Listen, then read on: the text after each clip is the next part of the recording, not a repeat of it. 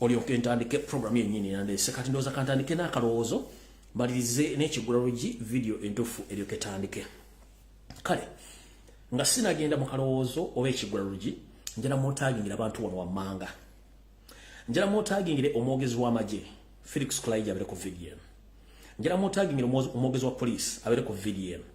Njala mwotagingire parliament ya Uganda abere ku video.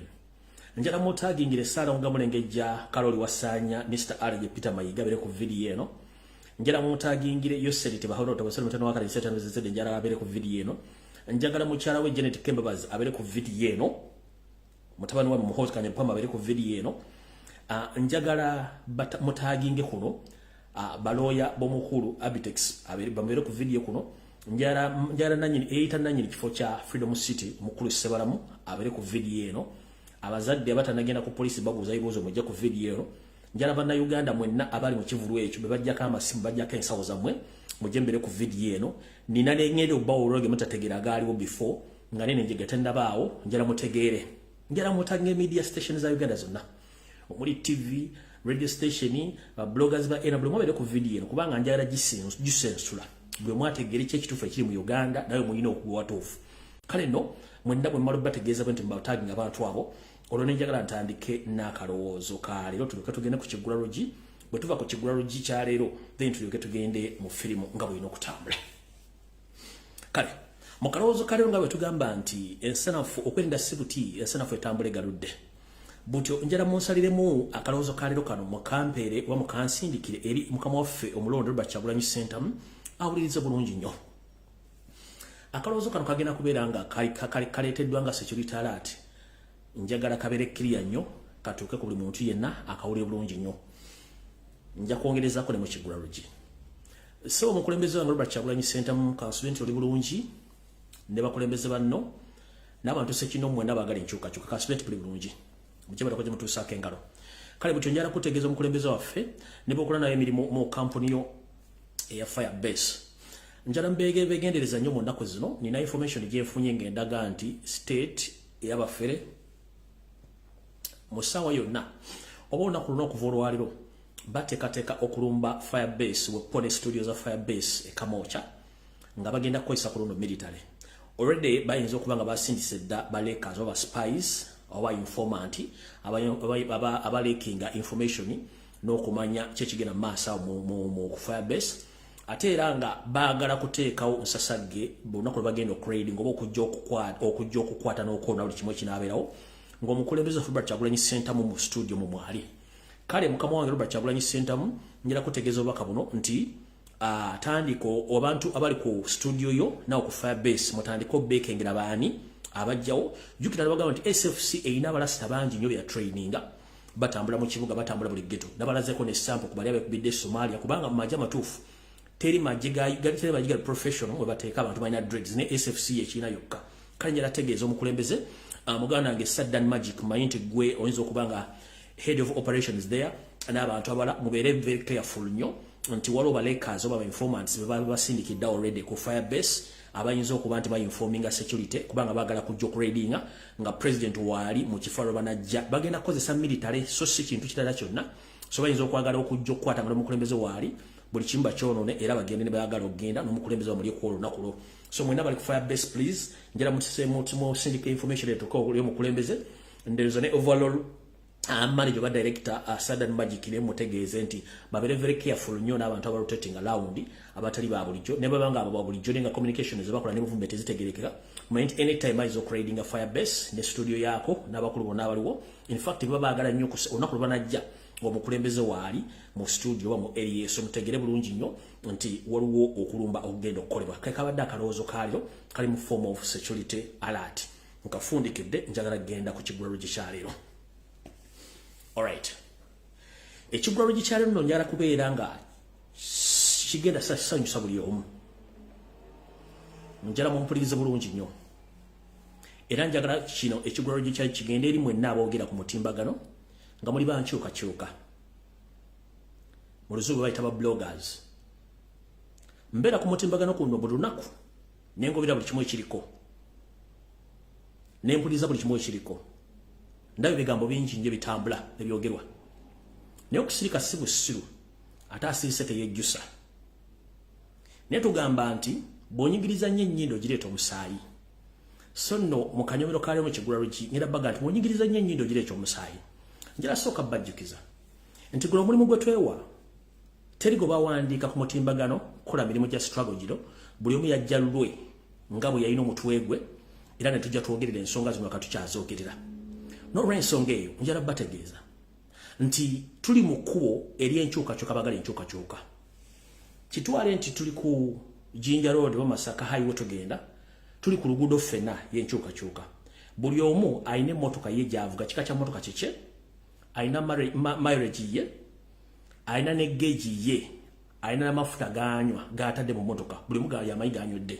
So buli mwogezi wa nkyukakyuka tuvugira ku kkubo lyerimu ne buli omu ayina kika ky'emmotoka kike, ayina mileage ye ne layini mwavugira ye. So ngenda basala ku social media kuno tekuliko blogger yenna yawandiikibwa oba yasaba mulimu nti ayogerere oba ayogere ensonga zino tuzoogera okusinziira ku nkyukakyuka ze twagalira ensi yaffe.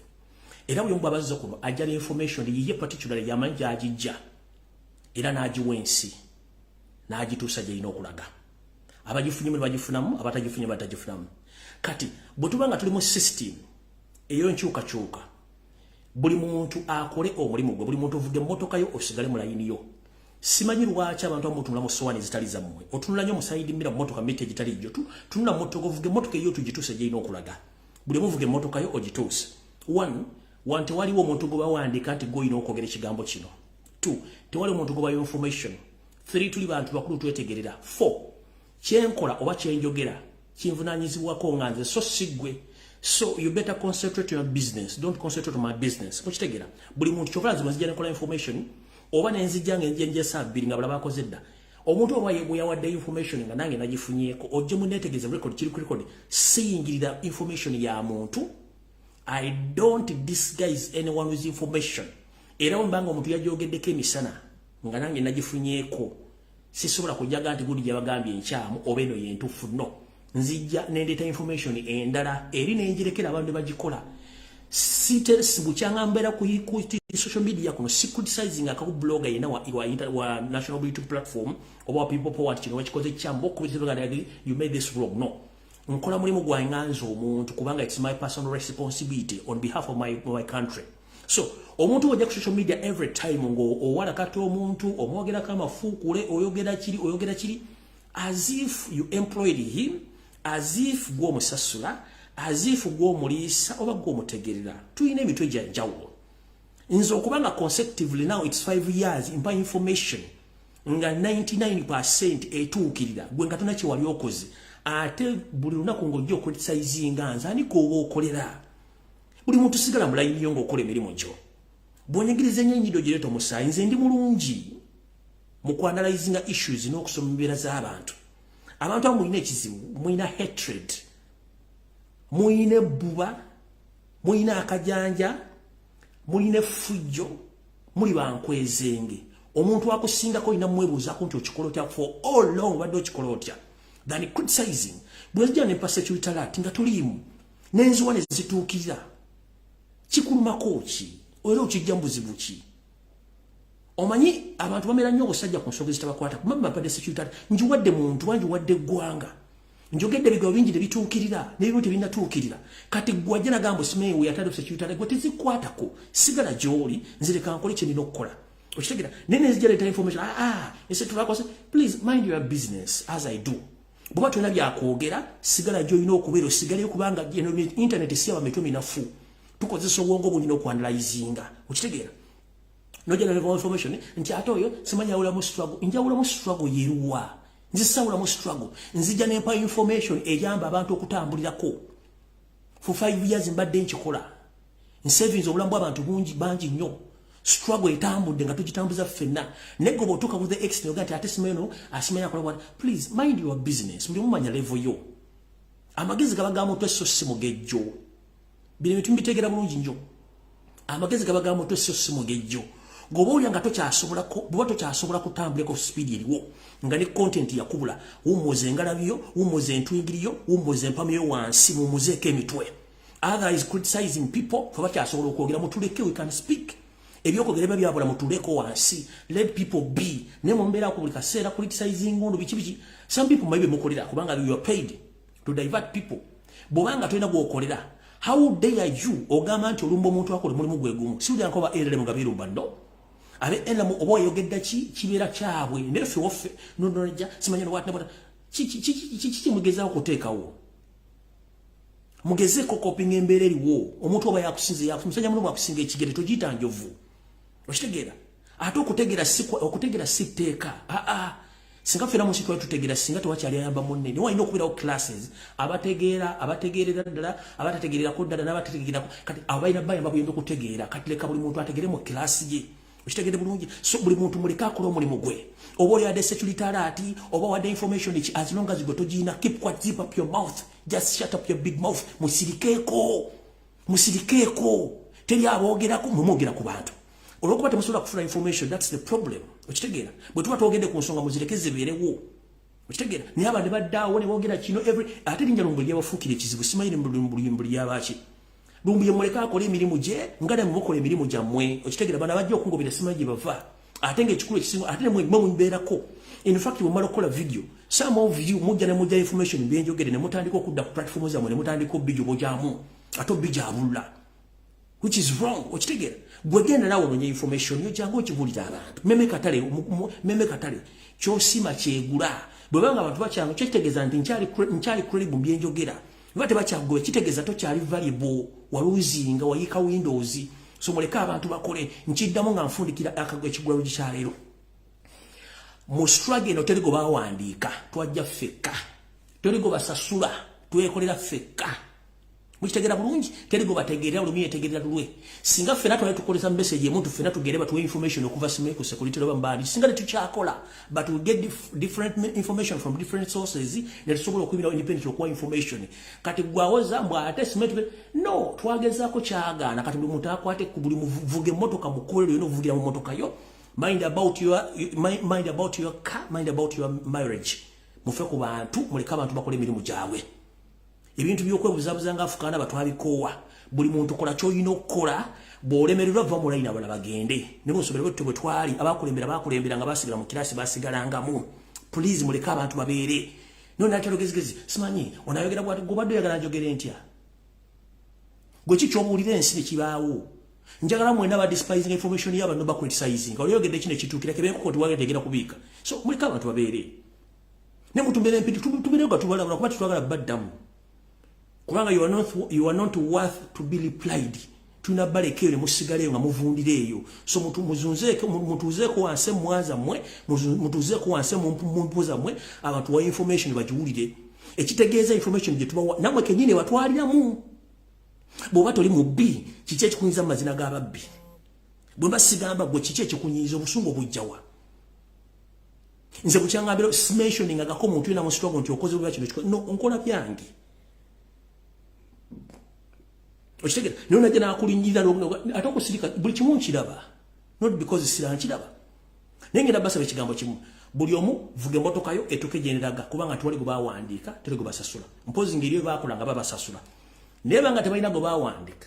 Tewaliwo regulations. Internet wali aje musasulira. Teri amu information. Let people be buli omu vuge motoka yo. Kikabadde kyekibadde ekigwalo gikyalo kati njala information etandike. Kale tutandise bwe tuti. Ndowooza njala tandika n'akalango kano manyinza obeera opportunity gy'owa abantu you go nogezaako omukisa gwo bwe gukulema mbasiriyo. Kati njala bawa omukisa guno muwulirize bulungi nnyo.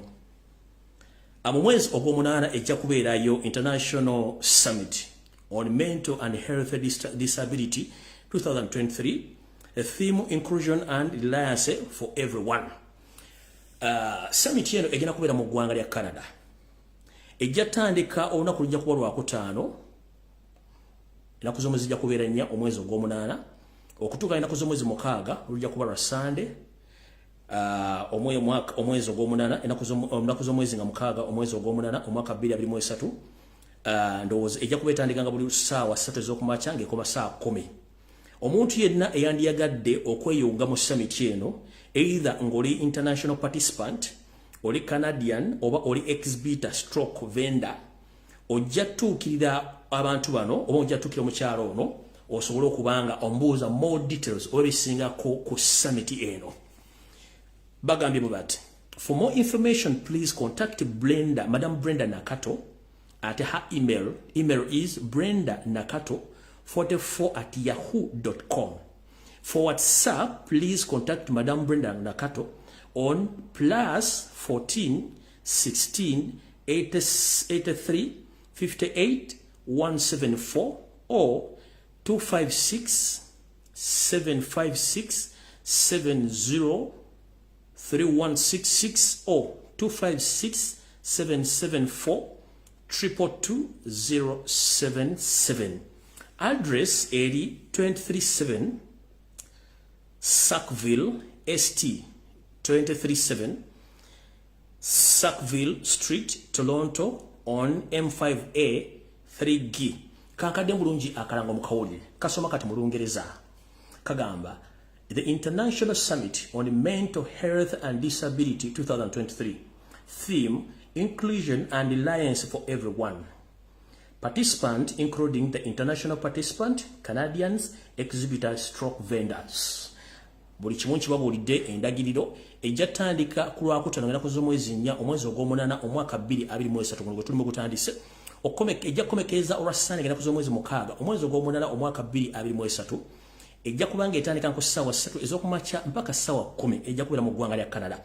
Mbawadde email ne mbawa n'ennamba z'essimu nga ziri ku WhatsApp mudukire omukyala gwe bayita Brenda Nakato. For more information bw'oba oli interested you discuss bakubulira details through which jonobanga ofunamu opportunity y'okujoininga ekintu ekyo. Ndowooza nvuddewo kati tutandise firimu entuufu eyatulese. Kati njagala tubeere bantu bakulu ate nga tulowooza nga bakulu. Tutandise bwe tuti. Ebbanga ddene nnyo nze mbagamba ensonga zino naye nga mulowooza nti nsaaga ate mbadde njagala nti bwe mbayigiriza ebintu bino mube nga bitegeera bulungi nnyo. Mbasomesezza ekigambo kye bayita diversion ebbanga lyonna.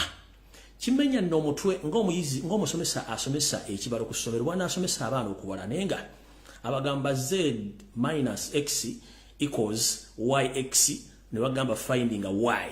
Nange bwe nsanga obuzibu okusomesa bannayuganda in terms of okumanya diversion n'okumanya lwaki ekintu kino kijjidde in the particular time nga waliwo ekintu ekyaguddewo. 1. Tulina ekizibu n'enjega eyagudde mu ggwanga nga tukomekerezebwa tufundikira omwaka gwa 2022 eyagudde ku Freedom City. Eno nno abagitunuulira mwagitunuulira ekyamulinga essalamu bwali ansenke naye olw'okuba nti Yoseri ye nannyini kukola buvuyo n'okukyusakyusa amawulire yakikoze bulungi nnyo naye engeri gyeyakikozemu temunnagitegeera. Ne information gyenzi nayo gyenjagala mutegeere mujja kutya kati njala bbawa ekintu mukitegeere bulungi nnyo. Ekisookera ddala njagala nti abadde ku video zange for good consecutive 5 years sirina kyesoogedde mu political arena ekitatuuseewo kyemutanabako n'ebijja bituukawo. That's why I pity those who doubt my information and those who still criticizing me nga bagamba nti bankyukakyuka kubanga eva nemba siriiwo information gye nawa ejja ezuukukampola just a mere piece of time yeba different oba yebera difference ne bituukawo. Right now enjega ya Freedom City byaguddewo Museveni musajja mugezi nnyo ne bamafiya be abamulowoleza okukola diversion. Nabagambye nti babagambye bantu babadde 10 but nze ne information refresh mugenda kutya. Kati Museveni kiyakoze kyonna mwakirabye yavudde n'asindika vice president bonna bakulira ekibuga okujja okulaba nenjala kubuuza eye catastrophe yoke yakagwa mu Uganda mu Buganda etuuse okusetula abakulu bonna bayita ku Freedom City. No, it's because yabadde protecting the image ya business ye ne ya image ye mukwatiridde mu kuduganya ekizimbe ekyo ekya Sebalamu gye bayita Freedom City. Ye kiyakoze n'abaleetera history gwe yafudde president mulero vayo muganda abasajja bamwambula no. Gendo demo video zange zonna enkadde ojja kuulya bwe nababuulira information ekwata ku mwami oyo ne munne yagati yabambudde. It was a pure diversion. Nkiddamu njagala muve ku kintu kya meya n'ekya muganda wooli ekyagamba simanya mwambudde ajja mujjako obuyambi. That is history byonna nabyogera dda webbaka nabyogera dda kati kino bakiresenga diversion kubanga temwagala bakiresenga diversion kubanga bano bakimanyi nti Freedom City amulegalega genda sasa n'ensi yonna kati bole baleeta kino ekyabwe. ne baleta ekyabwe kino ekintu kyono meya ne munno oli gwe sagala kwogera yo diversion pure diversion temudda mu kitambuza wadde kiwa amakulu n'abakingide bona mbamanyi omulimu gwe bakola so temutuwa kintu mukijeyo mukitambuza simichi please temutuwa diversion za mu bakirese covering ebintu byaki ga freedom city ekyo nkimaze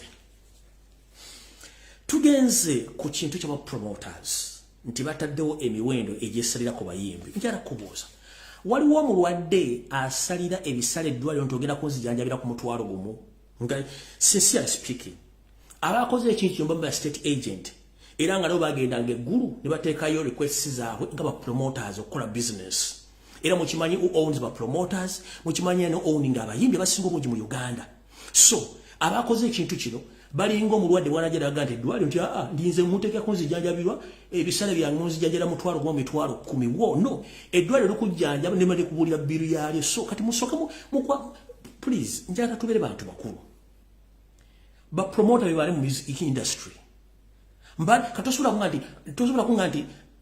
kungamba nti consumer yabulira manufacturer ebbeeyi kwalina omuguliza omuti gwa sabbuuni manufacturer ino okuteeka obbeeyi omuti kwa baguli omuti gwa sabbuuni ye muyimbi kati kitegeeza nti gwagula akosa sabbuuni wa mukwano tosobola kuwira mukwano siri muga mukwano nze lero muti ngenda kugula mutwalo ngenda kugula 2,000 bubazi 2,000 sigenda kugula sabbuuni wono mukwano yamanye sente zayisize mu okufulumya omuti gwa sabbuuni era yakubulira ebisale byagenda otunda sabbuuni then ba supplier ba wholesaler ba supplier ne ba wholesaler ne ba retailer ne bajja bakubulira ebbeeyi kwogenda ogulya sabbuuni nenge vudde wa manufacturer kati mu Uganda manufacturers bayimbi kati ate weewunye ba promoter bajja batyo okuteeka emiwendo kubanga kino bakisetinze kitwala obwongo bw'abantu in terms of diversion babajje ku ki ze diversion bills babateereddewo diversion endala yono omwana gwe baba gesimanyi muyimbi rapa simanyi yetadde ku sente zaabwe nakubaka ekifaananyi so the diversion zisatu kati kamba buli omuntu ganti yetadde ekifaananyi ku sente za Uganda ng'ate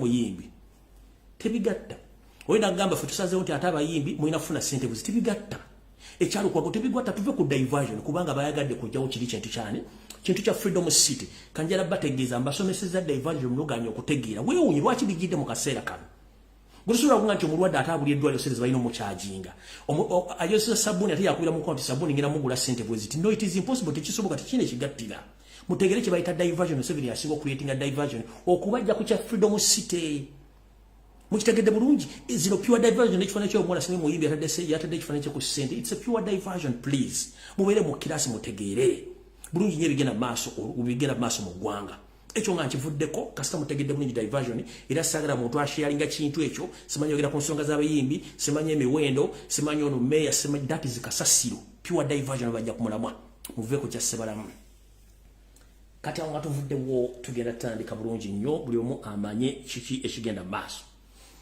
alright tutandise tutya olwaleero ndowooza kansooke mbabikire sina gasula nga simaze babikira bulungi nnyo obansooke ne Kaloli Wasanya Charles Peter Mayiga Gamulengejja ndowooza right kansooke ne Salonga Mulengejja Salonga Mulengejja Wasanya Charles Peter Mayiga Kaloli Mr. Alaze how are you kansooke tuli bulungi ka pressure kawulira wambe go botadde ku ddala nnyo ne kati kansooke nkwambule mu kwano luutu soko uli bulungi nnyo tugende basi atandise wete Wasanya Kaloli Charles Peter Mayiga Salonga Mulengejja n'enteekateeka ya bamafia bali Mengo ne State House ne bamafia abakola mu kisawe Nambole mukulu Juma Mpaji Sewanyana alinga general manager wonna kisawe kye Nambole mukulu nkulabula uli musajja muganda okujonga nawe uli muvandumwe abeeyita amanya faza kibi yayogeddeko lwaki mwetu mumanya gammwe nakuli asobola ina n'omutobo gwasikira n'omusajja omukulu oyagala kusaanya obuwangwa nalina okuttaka eriri Nambole nga mwekawanye ne muhoozi n'abasajja afira bali mu State House okwagala kusaanya obuwangwa n'ennono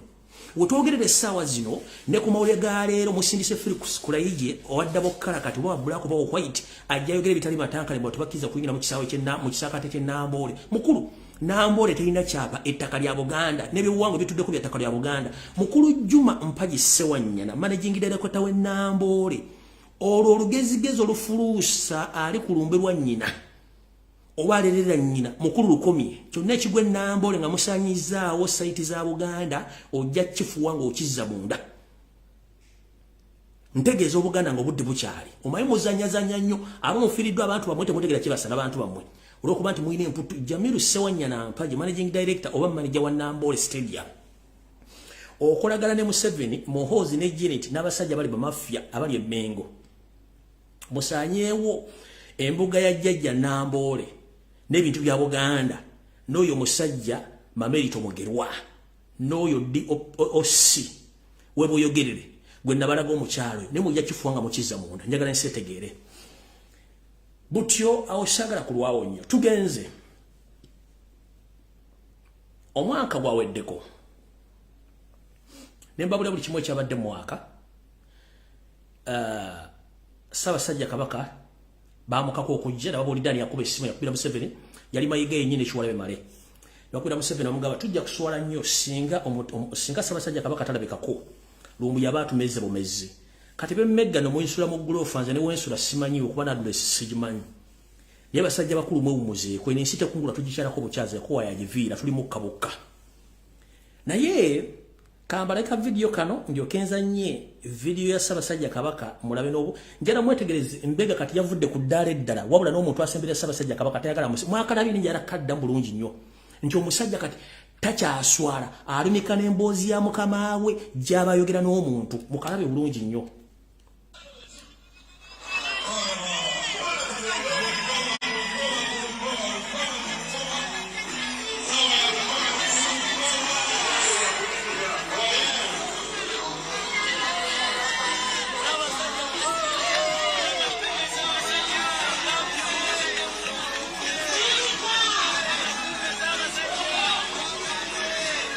Najja n'ateekawo okutumula bw'alingiza alumika emboozi ya mukama we.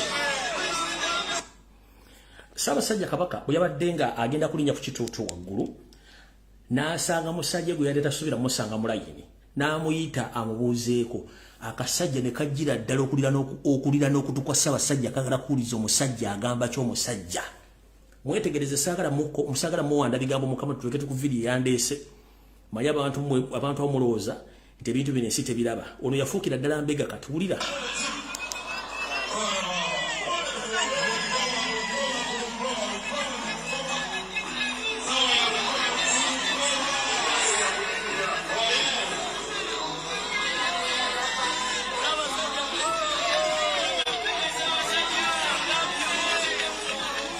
Namugamba jangu nakunoonya edda jangu.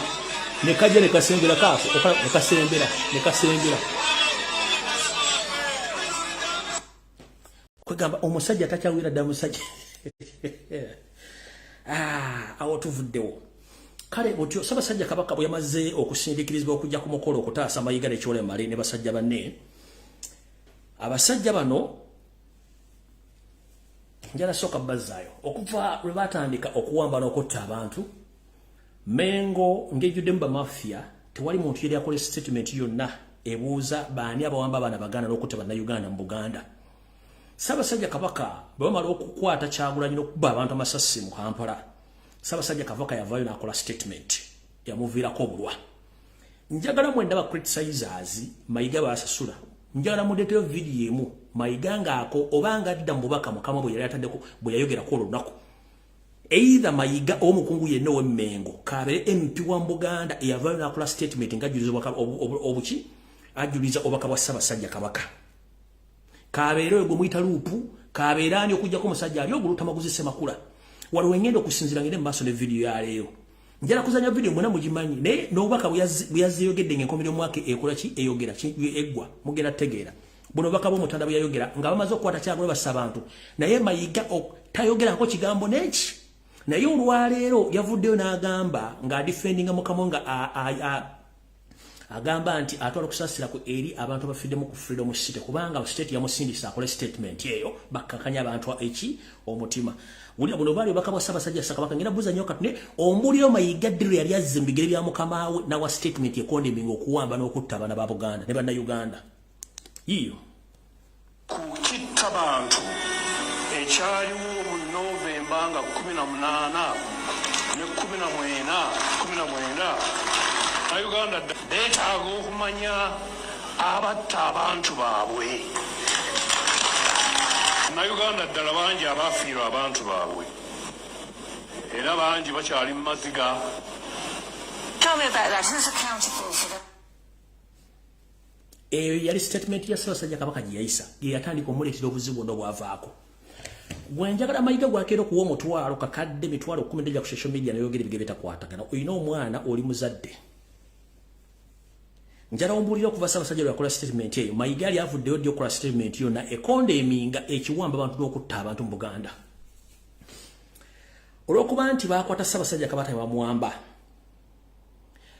Bwe yatuuse okuwa nti Ssaabasajja Kabaka amutumye obubaka yayogedde ebigambo ebyo. Ssaabasajja Kabaka abagambye mwekume ekirwadde kya siriimu mulime nnyo n'emmwanyi. Mayiga tukimanye emmwanyizizo ne mukama Yoseri bahabula tabasira mutana wa Kalekezi. Ekya siriimu siriimu agenda mu Uganda agenda myaka 5 waali. Si kipya. Ekirwadde ekiruma baba na Uganda bwavu kuwambibwa na kuttibwa. Nebyo obufuzi bitatebenkedde n'abanyalonda abayingidde eggwanga lyafe okubula odisensi ludimalawo. Gwe eva lwe Ssaabasajja Kabaka lwaba tayogedde ng'ofuna omukisa okuyisa emboozi ya mukamawo mmwanyi ne siriimu.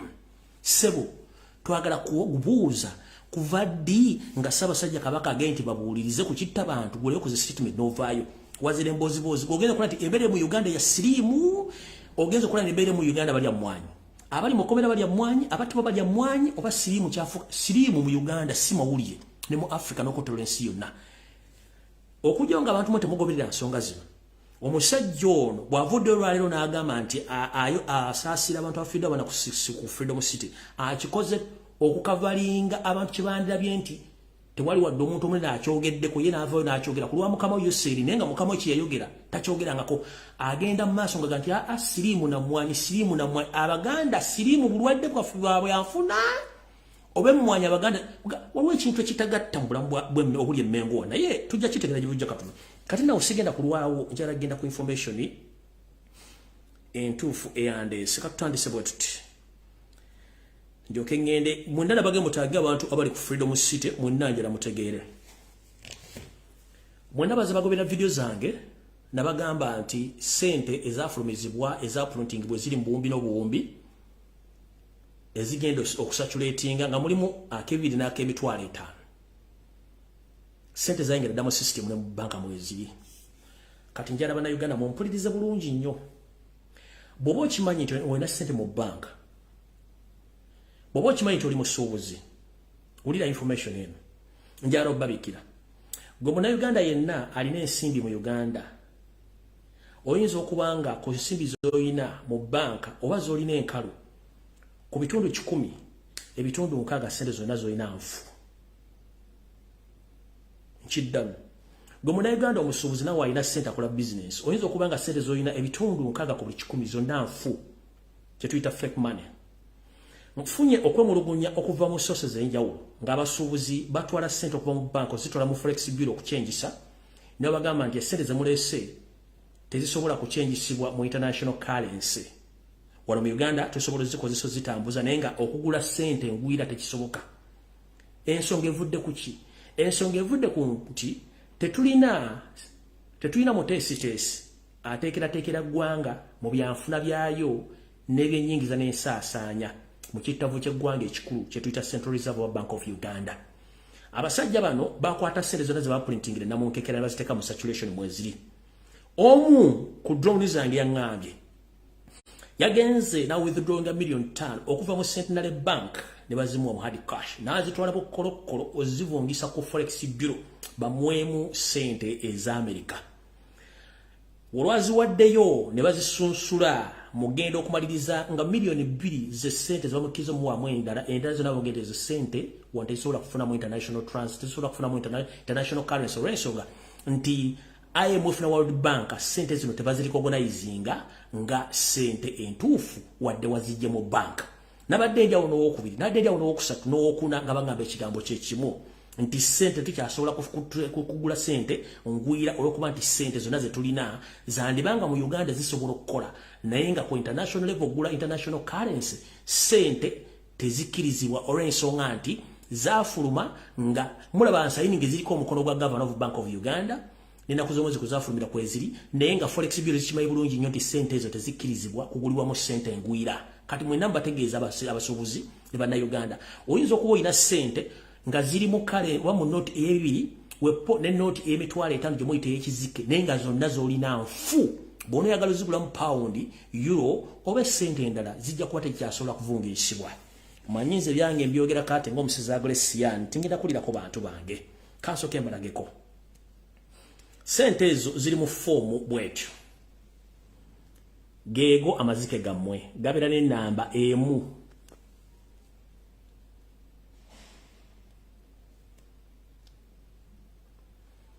era geego amazike gammwe na bibiri ebinyanyanya bala bine namba yemu kati njagala mwetegereze bulungi nnyo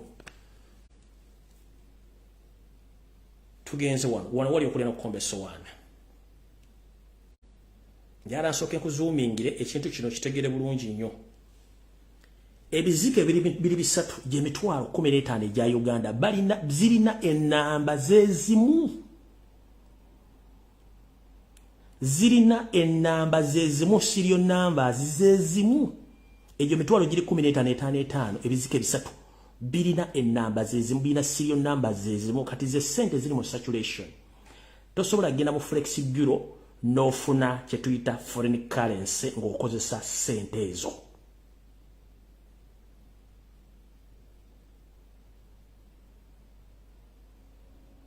ebintu bino nabibagamba dda nene mwebuzaabuzo mayinze byange na zino zizino mayinze ze byange mbyogera kate ng'omusiza agula essowa na zino zizino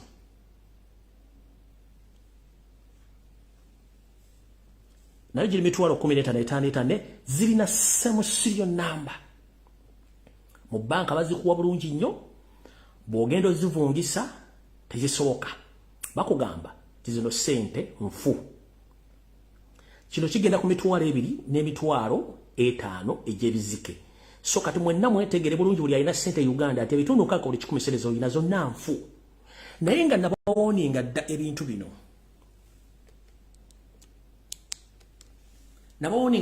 tubigenda kubeerawo mu kye tuyita failed state bino ebintu bibeeramu nti abasajja basobola okukuba sente zaabwe nga basobola ozigulamu ebintu baagala naye gwe bw'ono oyagala ozigulamu ekintu eky'omugaso zijja kuba tezikyakola. By the way, Yoseri bw'anaaba akyafunye obulamu obubeera mu nsi mu mwaka guno mugenda kuwulira ebiwoobe ng'amaze okulonda gavana nga tetulina sente gavana abiri tetulina sente mu saturation oba mu treasury n'ekirala sente ziri mu saturation zonna bayinza okukolawo buli kye tuyita currency reshuffle ne baga nti sente zonna ziri mu saturation tuzeetaagamu zizze tuddemu tu reprinting sente endala ate kijja kwetaagisa mu capital kuddamu oku reprinting sente endala ogenda okusobola okulusa mu IMF kitegeeza gwe omuntu alina sente ezo zijja kubanga tezikyalina mugaso abaasoma economics n'abaasoma ebyefuna bajja banyonyola naye mbategeezezza nabagamba dda n'ekino kyatuse ku bantu 5 sente zitambula bamaze genda ku forex bureau ne babagamba zino sente zikola kubanga sente nfu lwakuba nti mu saturation mwe ziri zikola ki zitambula awo nno nvuddewo njala mwetegereze bulungi mwenna abalina ensimbi ekirala abalina ensimbi mu banka ez'enjawulo nabagamba bagenda bassaako obukwakkulizo bw'okugyayo ensimbi ne mbagamba mukendeeza ensimbi zammwe ne mulimu okutegeera bulungi nnyo obadde okimanyi nti ogenda mu Centenary mu Absa ogenda mu Post Bank ogenda mu DT nti kizibu nnyo kuwithdrawinga miliyoni 10 atego oba mulundi gumu nti kizibu nnyo banka ezimu ozigenda zigamba nti tetunafuna sente hold on kwatiramu come later tumala ofuna sente okuva mu basuubuzi kubanga tebakyazijja mu Central Reserve system kati etambula bwete banka zonna zirirayinga ku bantu abadepositinga nchiddamu banka zonna mu Uganda zirirayinga ku bantu badepositors yenza akutte ebitwalo gye 10 n'egitwala ngiterekeyo naye tezikyasobola kweyimirizawo kubanga gye zirina okujja sente mu Central Reserve teri wadde ne coin yensonga lwaki diza processing alo tebakyasobola kufuna sente kubanga banka tezirina sente yensonga lwaki bateekawo limit okuwithdrawinga sente ku account yo kubanga osobola okujja ng'olina miliyoni 10 n'ozidrawinga mu lunaku lumu kitegeeza branch mu banakibo branch esobola okuggalawo nga terina sente so bateekawo limit ku sente meka z'owithdrawinga ne ku ATM kimanyi bulungi nnyo kati bali mitinga sente zojjayo kati kye baakola bamala okulimitinga sente zojjayo ate ne balinyisa charges za withdraw Bojo Yoseri mu bank kati charges bazirinyisa n'okusaba kye tuyita bank statement aso bazirinyisa kati banka erirayingako ku ba depositors abatwalayo sente naye ba withdraw atabakiriza kujjayo sente bowera million 5 masomo kati tugenda kuwako million 2 endalo jazisima after 3 days nga balinda ba depositors okuleta sente kati mwenna balina sente mu Uganda mbategeeza mujje Yoserize mu budde bukyali Uganda ekintu sana kigenda kwedomola nga temugenda kubanja bank bajja bagamba even after crisis yava mu Central Reserve ye regulating as financial commercial banks zonna kati ubange ekinyaja kivunze kuba omuntu gwalina sente ku account mu bank zino commercial bank otegera na kukinga nyingi nnyo kitegeeza mugenda kukola loss nga tewali agenda basasula kubanga Central Reserve yennyini terina sente kati kamba budde ndekirala sente zonna ezikunganywa ku border costs zonna za Uganda Revenue Authority kweri sente zonna zigenda ku Okero House nakibagamba dda Okero House kati National Treasury sente bweziveeyo neziryoka zisaasana mu byobufuzi bya Museveni byazanya so si ku interest z'abantu babulijjo nezigenda kukola service no that's why nti olaba prime minister ng'omuntu asobola okuyita abasomesa abamu kitundu kye kyonna n'ababulira enjiri baleme kwekalakaasa balindire babeera bagumiikiriza ku misala na biki ebyetaagisa kubanga kyebamutumye okukola to cool down the situation the pressure kuba kimwe ttamu egenda tandika jjukira babagoba mu December ne ttamu tebagimala nga tebabasasudde misala this is to remind you government yayimiriza amasomero nga netamu tennagwako mu December yoza temagenda koma obane government egenda kola ki egenda funa sere zaabula kati basindise nabanja agenda buli district nga akunganya abasomesa bonna babawa emmere babawa transport nawa ne soda babayimbira n'ennyimba za revolution okuba nti baba bakulinga down kubanga amasomero gagenda kubanga bawumuza amasomero nga netamu tennagwako due to unpaid fees due unpaid salaries kati bagenda kugula amasomero temachi bagenda kukola bazadde Jola wasindise nabanja agende buli kitundu kya Uganda akunganya abasomesa bonna n'abayita n'abagabula n'abaga mukwate mpola sente zigenda kujja egwe muli gwa muwadde kati mukwate mpola sente zigenda kujja kubanga tebalina sente teziriiwo mbabulidde sente zonna zikunganjwa ku border posts za Uganda Revenue Authority zigenda ku Okero House ne zizanya politics wa Museveni tezikyagenda mu saturation ya ggwanga ndizikola mirimu gya ggwanga ministry ezimu tezikyakola abakozi baba umuza dda ne non-government organization ezali international nazo zawumula dda tekyali sente bazanya kimu kuteeka ya ofucho bula polisi ekuba abantu nenga amajege gabakuba polisi nafuna musala amajete ganda nafuna musala kyovula bane Somalia bebyas mulina mu UPDF muga mujja gawulya n'ekinafu mutugako omugenda ki nebo kibayinda mu bwongobwa kugula byakulwanyisa na tear gas cow mentality temusobola kufuga gwanga mu ngeri eyo kati ndoze kyesede nga kivudde ko likimu kibagambye buli gwe kituuka ko kijja kutuka ngo otegedde mbagende mwenda balina ensimbi nga ziri mu noti ya 15 malu mitwale 5 ne mitwale 2 binyanyanya zonna ebisingo bungi nfu bobanga ogenda mu banko kwidodonja sente before nga tonda fuluma ku counter soka wetegeze sente zibakuwa kasitazi bako semu serial number zibadizo bagambe no zino sente sizena depositinga njagala sente endala nawa atunde ettaka soka wetegeze sente zotunda mu ettaka atunde motoka atunda boda atunda amukatale atunde ekintu kyonna nga kiri valuable please first verify the money they are paying you otherwise ojja tunda boda ofune bichupuli ojja tunda ettaka ofune bichupuli ojja tunda ennyumba yo ofune bichupuli naye nga atabi kuwadde niye bijje mu bank owewe je samuya nenga mu Uganda bikola nenga gujja zitolokola mu kintu kyamagezi nga sente nchi mfu bwe fufululo awo tuvuddewo kati ngenze ku nsonga ya Garden City embozi zaayo mpanvuyirivu era ziri matankane ng'empale ya Yoseri tebahabalota basale mutano waka muwulirize bulungi nnyo ebintu bingi byemutannategeera ekisookera ddala I'm here to confirm and to tell the public that whatever you see on the media and radio stations, those are fake news.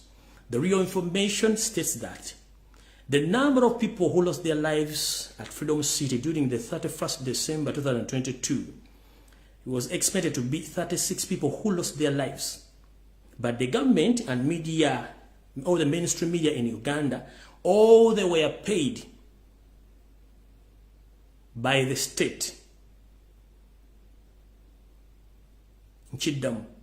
All of media stations, all mainstream media in Uganda, they were paid not to produce any information or to air out any information concerned about the death of the 36 people who lost their lives at Freedom City during the quarter of 2022 at Freedom City in Wakiso district.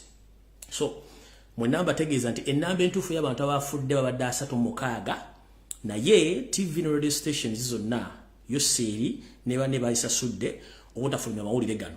Era amawulire agafulumyeko g'abantu basusiga abantu bali babagabe abantu 10 bokka nenga abantu badde 36. Kino kyatuusewo kitya okutuukawo bwe kityo. Sigenda kudda mubiri bye nabagambye information entufu yino. Gobadde okimanyi nti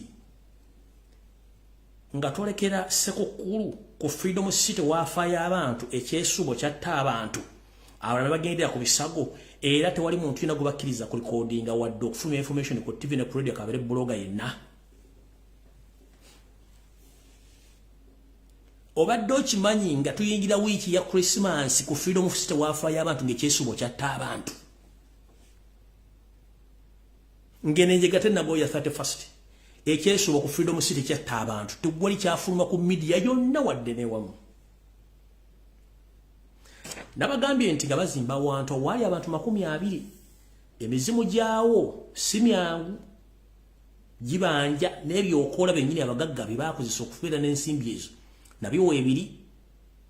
Gwe omuntu ng'omanyi tolina muganda akola ku Freedom City oba baddewo mu nnaku ezo nga tuyingira December ajja kukubuulira wano wagenda okuva okuno wali okulya n'okukomba essowaani. Mbagambye before 31st abantu bafa ku Freedom City ekyesubo kyasula abantu ne kibanyiga tebalina kye baayogera ddala nekisirikibwa. Ku 31st ekiro enjega neegwa abantu 36 n'abalala 50 n'okusobyo bonna abali ku bitanda bonna abasinga obungi tebajja babagamba. Kati ekisinga okusesa njala tugende mpola mpola nga tuva ku mungali akatono. Bakutte musajja wattu Lugojamye nkeesa lukyanga nkoya mutamivu musiufu ensimbi ziringa ezamwegaana tezifaana azifuna namuteeka emikono giyitawomera muwemba kubanga kiso kya mbuzi kirekerera omusi ne kitunulira omubaazi kitya omuntu abaga embuzi si yaba yagisse oba si yaba yagisezeeko obulago webava olugero olwo. Kati Abidex bamukutte to cover up and to cool down the situation. Nena koze analysis mu video ewedde nemba nyunyula abantu kyabalina okukwatibwa. Eventually police yavuddeyo yabesinze ku analysis genda koze ate okuyita abantu bendagendi balina okukwatibwa. No batunda oganti bano babongo babatu brain za monke nino batundoga ye Uganda yaffe. Owulira naye ekintu kiri bwe kiti mu kiwulye bulungi nnyo abantu 36 be bafudde naye bafudde batya. Ekisooka musajja mukulu Abitex wadde simwagala wa NRM talina musango. Omusango balina kwata nanyini kifo balina kwata DPC wekatwe balina kwata standby police office yabaddewo balina kwata basajja ba Uba abadonga bakanyama nokwata manager yabateekayo n'abazadde bakwata obubuza kanakataano. Kubanga kigamba emilyango gyonna gyadde gisibiddwa gate ne balekawo gate emwenzi gule gye badde bagambira abantu okufuluma n'okuyingira which is wrong.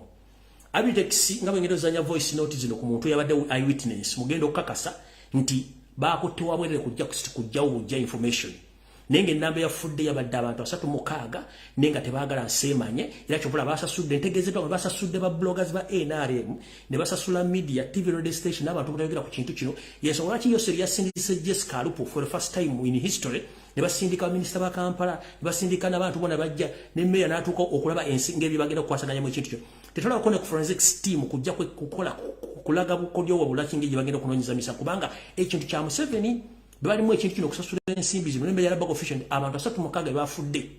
Naye okumanya ensinzibu abasajja ba Uba ababaddewo buli muntu yenna eyabadde mu kivulu ekyo abatasobodde ababaddewo okuwitnessinga bintu bino emirambo gisinga obungi bagikutte ne bagitwala waggulu ne bagiterekayo nga bawuba bagikola ne bakomawo ne bajja ku buli muntu yenna essimu ne bamuggyako n'ensawo kigamba nti amasimu agasuka mu 12 n'obusawo n'ensawo z'abantu abasajja bawuba babuze nabyo tebannabiddiza bantu bannyini byo ngera kubuuza kiki ekikugisaako omuntu simu ye oba ensawo ye bwe mbaga temwena kimukweka kiki ekikugisaako omuntu ensawo ye n'essimu ye nga tulina kimukweka abantu almost 2,000 tebalina masimu gabwe ag'obuyonjo tebalina nsawo zaabwe n'abadde ne gadgets endala zonna baazibagjeeko mwabadde mukweka ki manze byange mbyogera kate ng'omusezi agula essowaani buli kimu nkyogera nga bwe kirina okuba gwali eyo n'olumwa n'ozimba omuntu ndi akasajja katwabiza nja baalya Abitex mwasibye wa bwerere Sebalamu akulira poliisi manager n'abasajja ba Uba mu mulina okukwatibwa kubanga ekifo kiberako ennamba y'abantu abalina okubeeramu mwakisusiza ogwo musango si kwa Abitex n'ebiso by'omupiira abasajja balina ogende bwe batuulamu bajjulamu bagamba tekisawo kijjudde basigale mu ddeeyo kino baaganye kikola bo ne basala okusaddaaka basaddaaka bantu kubanga bwe kyabadde so ndoza mutegedde bulungi nnyo simu z'abantu zaabaggiddwako ne basobola okuba bayisaawo ekintu kyabwe wulira bulungi nnyo nga babalinya emito gikanga buli mwaka asabulamu olwanga ekiseera kiba emito gino gyegirabika ebifu nga tuliwo timulusike nga akutuddeko naye bagulwani bakutuddeko nga mufalo ogenda na fireworks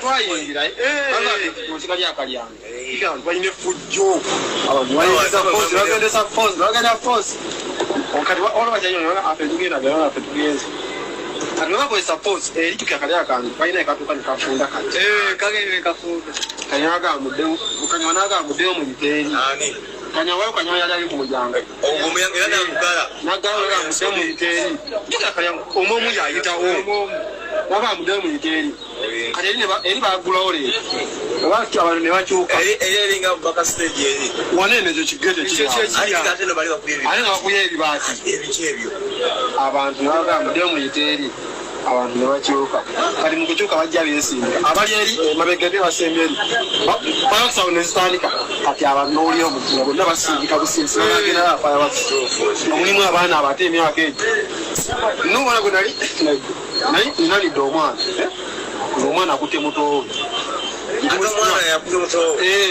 netumusitula ntumukwala ntumuwa omusajja naye netumusitula nayimira kuno kati fene tukatujja lwana kati neno baba basindika kati fena twalitujja tutambule kati juki waliwo kali akagundi akagenda kati nga otuukawo ogwayo olugero tukeri bakusindika fosi y'amaanyi nolaba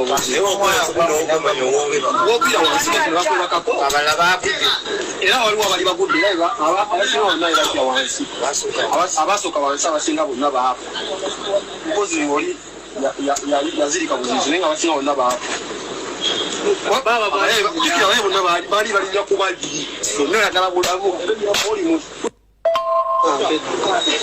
naye kyanyana nti yali kumpi yali kumpi nga tali wala kasajja yali tagenze yali kumpi nga mulani naye amusoko gyonkwatira abasajja mizibu kwatira tumusiga wali wansi yali ebasente mutwasoka okujjayo naye netumujjayo kazirise omutwe gwali eno weguti nga bamutulidde kino bweki tumusikayo bakanyama batandika okutwala amasimu g'abantu bino obusawo bunene webuti ono wabakazi abaye bajja n'ebikutiya nga bateeka mutezi tukira buli omu yali awunze nga abadde agenda kufa buli omu tabiginako ebyessimu bakwata obusawo ne bateeka mu kijiira masimu ne bateeka mu kijiira ne bagenda ate bogera bajja era banene simu yawe abamu esiba zonna zaali nga baki batulina kusinza funi ne communication yenini yali poa otoyinza tugamba sawa ngebule dakiika 5 fireworks zigenda 5 otugambe mufulume mugenda fireworks wayina gamba era bonna bayogerako wayina kugamba nti sawa 5 kitundu sawa ezo dakiika 3 tugenda tumala okufuluma sawa 5 dakiika 2 mufulume genda fireworks nemo okuba mwagala essente ate nokufaayo tufuluma nga lweraba abantu beera baagala kuyinga tebamanyi kiri munda ali kukeetuyeera eri baagala kuyingira etubagala temugende temuyoya temuyoya bali bakyalawo ne babijjako kali omusajja oyo ani Abitex yali alina wabweru eno ku mulyango agwage n'omuga abantu bafa n'agenda alabe ng'abantu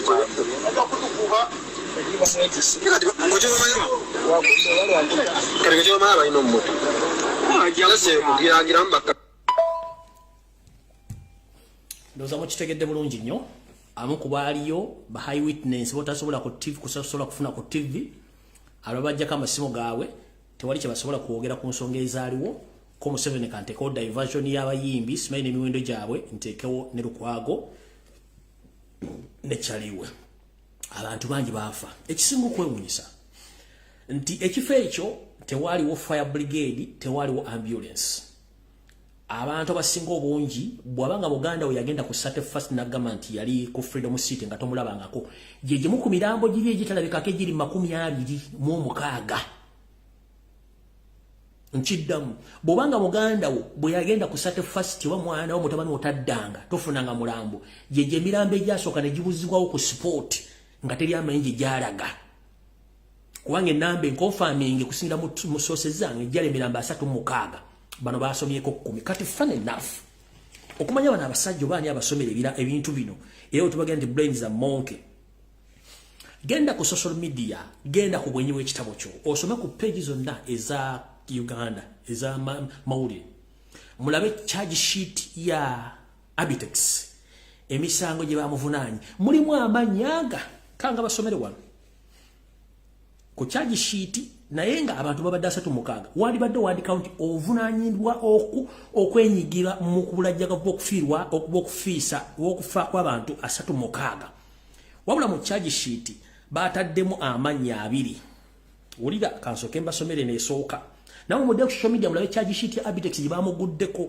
mu kooti basoma bati Abe Musinguzi alias Abitex and other at large. Who are other at large? Populator w'ekintu ekyo ye Museveni. Ne munne oyo sani oyo nanyini figo muga nanyini Freedom City. DPC wekato wali. Abazadde we bali. Baba wonsa we bali kati at large where? Temanyi sebala muwasula. Nibagamba nti Abitex Musinguzi alias Abe Musinguzi alias Abitex and other at large on 31st December 2022 and on 1st January 2023 at Freedom City Mall, Namaswa in Wakiso District in a manner so rash or negligent so as to endanger human lives caused death of Kibuka Daniel at the gate which cannot make over 200 people to move out easily or safely. Oyo Kibuka ani Daniel. Olupapula naluberako omuntu omulala. Mugenda kulaba unprofessional eri bantu baffe ne makooti. Endala egamba bweti. Particulars of offenses. Abe Musinguzi alias Abitex and other at large. On 31st, the same statement. January 1st, 2023 at Freedom City Mall, Namasuba in Wakiso District, in the manner of rash or negligent, so that to the danger of human life caused death of Nakatumba Margaret. Bebantu aba naye statement feje tulina eri official bali abantu 36 ono bataddeko n'amanya g'abantu babiri beyaviriddeko okufa. Nenga eno statement wanti waliyo n'abantu abakyanoonyezebwa nga nanyini kifo ekyo DPC wekato abasirikale abalu n'abawuba ne manager n'abantu abali mu kivulu ekyo bakyabanoonya tebannabalaba kati n'oŋŋamba Abitex charge sheet yabadde ino muteekebwako nti okufiirwa abantu kale nga mwagambye tebali 10 kuno kuliko abantu babiri abantu abalala balaze ludo batali ku charge sheet eno. That is unprofessional. Ebintu mukola tembitegeera. Kitegeza Abitex nisi musibe bino mwata Dr. Kigumaza. In fact Abitex alina kuba talina musango. Era Freedom City nakubera nsibe mu nsengo ujufu. Freedom City nakubera nsibe nga nanyini bamusibye dda. Awo sigenda kulwawo njagadde kuyita obuyisi bategeeza nti abantu Freedom City yasoka ne fino n'abantu nga tetunatuuka na kwa 31st ekyesobo kyatta abantu teri yayogera media bazisasula kino bachazzeewo media zonna bazisasudde obutayogera ku kintu kino ko Museveni kandetewo diversion ya nyine emiwendo gy'abayimbi n'okuteekawo diversion ya Lukwago mbaddamu nti ezo diversion zombi ssatu n'ekyo n'oyo omuwala omuyisumye yatadde kusereza Uganda zonna diversion byonna bifu bakweka kintu kya freedom city kubanga kyabayitiriddeko yensonga batuga nti akatali kabbe amagumba oli osula mu lya Museveni bano wadde osasula basasula kukozi ki gwe nanyini kife ekyo kubanga insurance freedom city ina insurance cover budget ebera mu safety y'abantu kubanga kiri kifo kisanyukirwamu lwaki wakutte sente mangu noziwaayo gwe nanyini freedom yes tukimali gwe nanyini freedom city ne mu mateeka nanyini ekifo kye kino okulirira abantu nga freedom city nanyini kyo ne mali bibadde balina okulirira abantu sente negwe tonamanya oli yafudde bafudde abantu bameka govudde ne ba minister muwadde million tanazihu muleke bituli ne muleta suspicious okunoonyereza mutima gy'abantu ono nga afudde mangu okuwa sente kikyasasulira engeri gye mutta abantu musasula amabugo naye nga gosasula Uganda kati awo nga nvuddewo banda gobadde okimanyi nti mu Uganda tetulina mu Uganda ambulance ku buli 10 eziriwo ambulance entuufu ziriwo ambulance 10 ambulance ekyenda zonna sa ambulance zonna transporter nkiddamu eggwanga lyonna Uganda ku ambulance 10 ezirimu tulinako ambulance entuufu kyebituta ambulance ziri 10 ekyenda transporter motoka ntambuzi za bintu babantu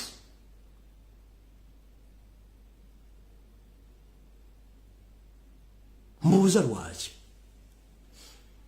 kyetuyita ambulance oba ambula wansi mu Luganda ambulance ebeera ng'erinamu equipments eza first aid box gamba nga oxygen n'ebintu ebira n'akatanda biki bigenda kuna amadagala gasookerwako ng'erimu n'omusawo professional doctor oba nurse akwa treatment nga bakutwala mu ddwaliro okutuusaayo kyekisooka ekyokubiri badriver bonna bavuga ambulance ne bassistant bonna bateekeddwa okuba nga balina idea mu kujjanjaba n'okujjanjaba n'okufayira obulamu bw'omuntu bwe bakimye mu Uganda balonda bulonzi bantu najja navuga ambulance nayo kajikala katanga linga ngavuga emmotoka y'amagye kati emmotoka za Uganda zonna ambulance baleeta bulesi kuliko ka stretch nga bakuyiwako nga bakutwala mbu ambulance tuna ambulance ezo nakaliya ambulance so nakaliya yeso ngara kimwe bane bafuzi mu bafuza nti naguza ambulance ezo babagulira kaliya oba transporter tibusi ambulance reason being kabere MP wanupo wa yena ali mwaguza ambulance tasobola kusasula musawo tasobola kusasula bali ba medics ababera bavuga noli assistant ote basobola ne equipment seziri muntu abasobola zigula zite bagula baguzi mmotoka bebatera ngo baguza ambulance no ezo sa ambulance ezo kaliyazi yobakago Uganda wabula abasajja batukuna midde ku eyo si ambulance kyebayita ambulance jali baddwaliro ddamba mulimu oxygen first aid kits nga nakuliko musawo amanyi kyakola nga ne driver ono bale driver asobola okukolako nawuliranye oli driver nesitula gye basitulamu abantu bano medics nga baziba bali ku ambulance ebera professional sene kwata kakasoka katana bateka ambulance zigenda mu abantu abasuka batano bateka muri batano batola muri eyo sa ambulance zino motoka zitwala mu monde titulina ambulance mu Uganda era nabano bonda bona sibe MP banabagula tibagula bwanika okugamba ambulance bambula wansi baleka kabigamba simeyo na lebo gundi kasasiro zo ambulance teri emo piasobola kugula proper ambulance talijo kubanga tebasobola kusasula basawo tebasobola kusasula professional drivers tebaliyo tetuna ambulance tebakulimba ezo na transporters kyobola bazitwala okuziika simanyo na agude kwa kusema mutwala tewali ambulance zonna nfu teriyo mpya sobola kugula ambulance mu ambulance original sereze gula eri equipped buli kimu teri mpya sobola jigula ola government yetasobola zigula gendo simbe emulago wali obeka obe kirundu bosanga ambulance esukka mu 5 jonkuba empi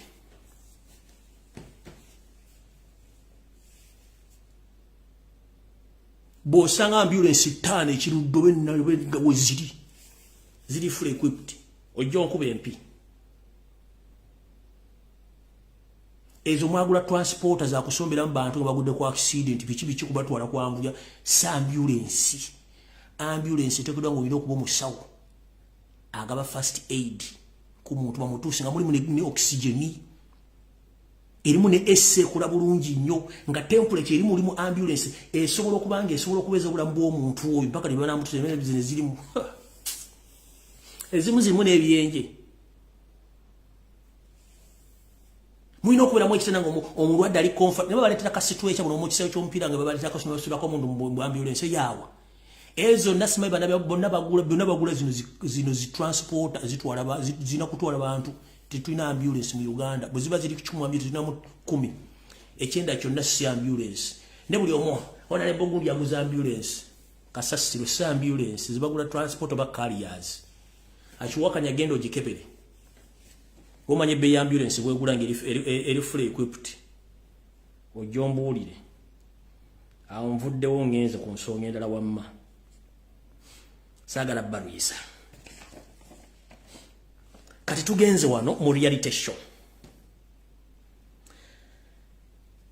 mwenna nzize njogera programs z'abanyarwanda occupying Uganda in every area in the way possible okutujulunga tufuuka olusuluju bo batwale ensi nga muloza byakuseka nzize mbyogera bagala Lumbuye tayagala banje no nze sira bwe saagala byomwagala naye in which manner oba in which way kati musoka mulira akalanka noko kakanira ndyoke mbatwale full circuit ku information yetunamaliya buli omunga ategedde kyekitufe kiri mbine ebintu nzanga sina soma kalanka kansokenzanye ka video kana kabazanyidde jjo mukawulye bulungi nnyo tulyoke tugende mu maaso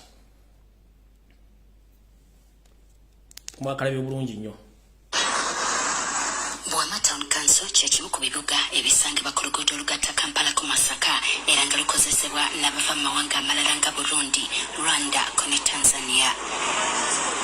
Olw'okuba buwama kibuga ekikula abakulembeze bagamba nti abantu bangi abava mu mawanga amalala agaliraanye Uganda abeesukka ekitundu kyabwe naddala ku bizinga okuli Bunjakko ne Buyiga. Baasi ze zibaleeta ne baviiramu ku checkpoint eza baasi ezo bwe batuuka ku checkpoints ezo beegaba abamu ne bagenda kugeza nga ku myalo ebunjako abantu ne bagenda ebuyiga nga bagenze kupakasa kusanga abantu abo nga bali mu bitundu tebalina boogerako batayaaya butayaaya abamu ne batuga nti baba bazze kunoonya mirimu naye nga waliwo akakundi k'abantu abayingiza abantu abo mu bumenyi bw'amateeka nti ntera okubeera kubanira n'otunuulira gwe bawandiika nga yeddira nkima naye nga tamanyi na mukulu wa kika n'oluganda talwogera ng'alina gy'avudde so abo bajja kuno ne bafuna n'endagamuntu era ezimu ziri mu process bagenda kuzibawa batuka muno sawa mwendeza ekiro sawa 12 boda zibasombola zibatwalire ku bizinga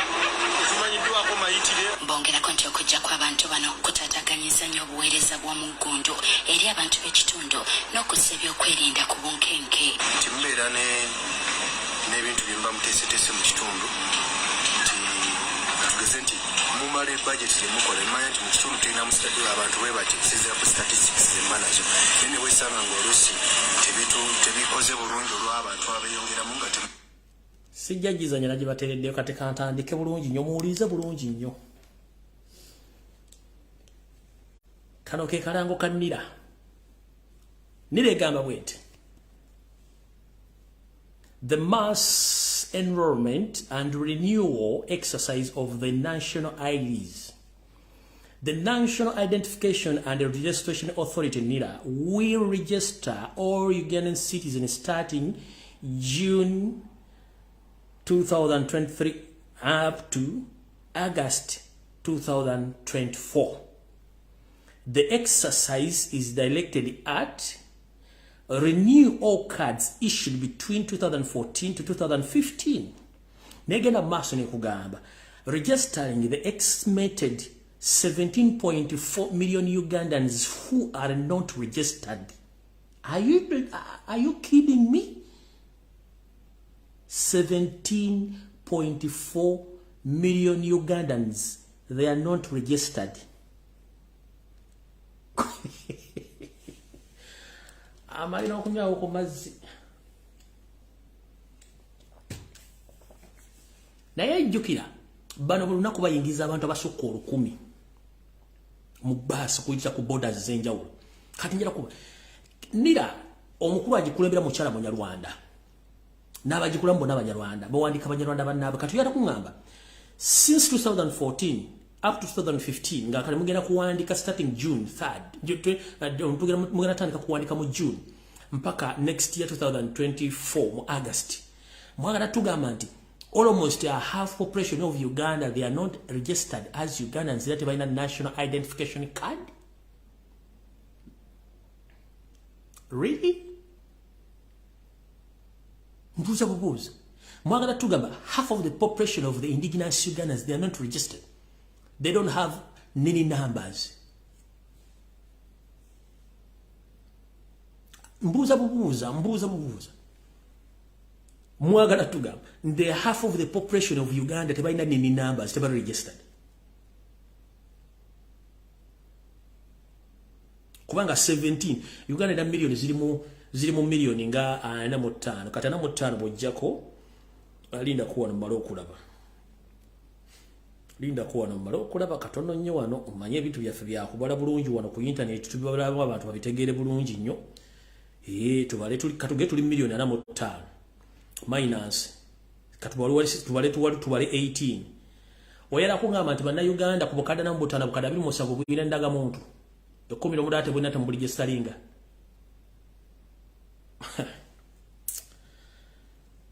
Tuyine ekizibu kale tugende masa usigenda kulwa wakati wane wave ekizibu. Mwawulira omusajja ono agenda ayogera ku radio nti bali million 18-17 n'omuvandu megashumba atamanyi nsibuko ye. Yakyogera kuva mu bbanga nganywedde kwete wali asuze mulungi. Kino kyayogera buli kimu kiri well written and documented bakola babimanyi. Bagezaako nnyo okuyingiza abantu okubafuula ab'olujjulungu okuyingiza abantu baabwe. Kati bano abayingira bemuwulidde abayingiramu buwama yokka yeesituse ne bangi nnyo abali mu bitundu eby'enjawulo. Kino bakikola mu bintu biri wammanga. 1. Museveni agezaako creating a database egenda omuyamba nga backup in case there is chaos. In case waliwo okulonda. Bakimente bannayuganda mwetamiddwa okulaba tebagula kujjumbira kulonda. Baleeta abantu bano okwakozesa mu field z'engendo balaga bulumu. Esooka babaleetanga backup singa bawo crashes. Bagenda bakozesa nga backup. Singa bawo okulonda kwonna bano bakozesa okubackinga up Museveni namba gy'ayagala in different areas of the country. That's why they batwale mu north, babatute mu east, bali mu central, bali na west. Kisookera ddala. Mutegedde bulungi nnyo. Awo nvuddewo. Kati njagala sooka babuuza. Abantu abali mu Ngereza mbaagala nnyo. Mugyebaleko kansooke mbazannyire bu video buno bwa munnamwoyo Prime Minister Omujja ng'ayogera ebigambo bino. Ebigambo bino ogenda bifunamu ki? Ndyoke nzije wali mbannyonnyole. Wulira.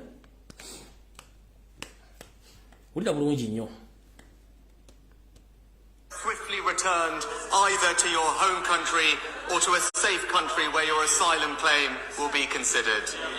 And you will no longer be able to frustrate removal attempts with late or spurious claims or appeals.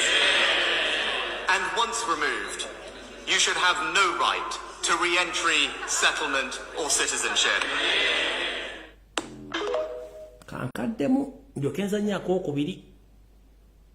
Swiftly returned either to your home country or to a safe country where your asylum claim will be considered. And you will no longer be able to frustrate removal attempts with late or spurious claims or appeals. And once removed, you should have no right to re-entry, settlement or citizenship. Mr. Speaker, I said enough is enough, and I mean it. And that means I am prepared to do what must be done. So early next year, we will introduce new legislation to make unambiguously clear that if you enter the UK illegally, you should not be able to remain here.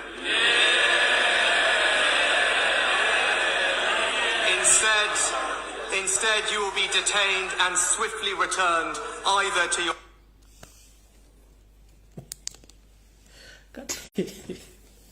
Omanyi lwaki nseka endiga zitudde mu parliament zonna endiga enjoga zonna endiga zitudde kubanga zimanyi mission.